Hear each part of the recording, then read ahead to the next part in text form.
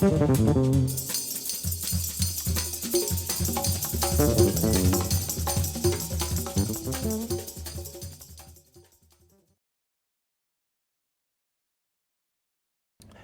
the 80s, I got a gig with Miles. I was playing some with Billy Cobham, and then Miles heard me with Billy, and because Bill Evans, the saxophone player, brought Miles down to a gig, and Miles had a guitar player. It didn't really work out. A great guitar player, but it didn't really work out.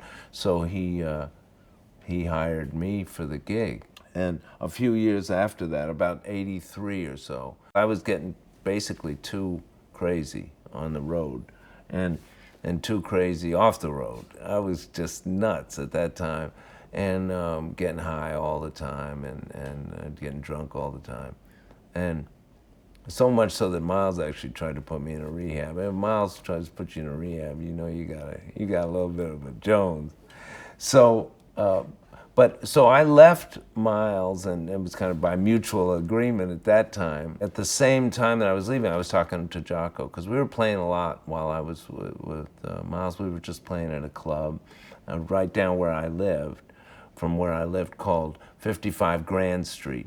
Well, me and Laney were living there, and there's this little bar downstairs, and we met the owners and said, hey, could we play down here sometime? Because it's a little hang. So we kind of started this little hang, and then more and more people. I said, why don't you hire this guy and this guy? And then finally, Jaco kind of was coming up every so often and playing, and then it got to be more and more. But it was a non-stop hang. I mean, it was a crazy hang. There was a lot of drugs, a lot of, a lot of blow, a lot of everything. And in those days, I think, even compared to today, there was still a last-ditch effort to hang on to all that stuff. I mean, people were still getting crazy, Now they just sometimes get a little crazy. I remember Mike Brecker had gotten sober a long time before a lot of cats in New York, and he was kind of eventually a real inspiration to a lot of people.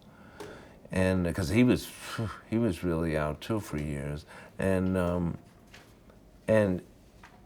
he came down there one time. He said, "This place is magic," And he was still sober, and everybody else around him was totally wasted. But he could feel the vibe was really great. It was just unfortunate that it's kind of self-destructive. It's kind of almost dull in some ways because it's so predictable. But when you drink that much and get high that much, everything kind of goes bad, and your work and your love life and your family and everything, you kind of risk losing all of it, or not being able to take care of business. And so that was kind of predictable.